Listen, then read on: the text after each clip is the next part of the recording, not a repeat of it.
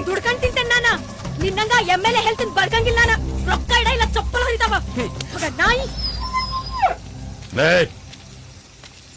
ನಮ್ಮ ಹುಡುಗಿ ಮನೆ ಮುಂದೆ ನೀರು ಕೊಡಲ್ಲ ಊರಾಗ ನಡ್ರಿ ಎತ್ತರ್ಲೆ ನಡೆಯವರಿಗೆಲೇ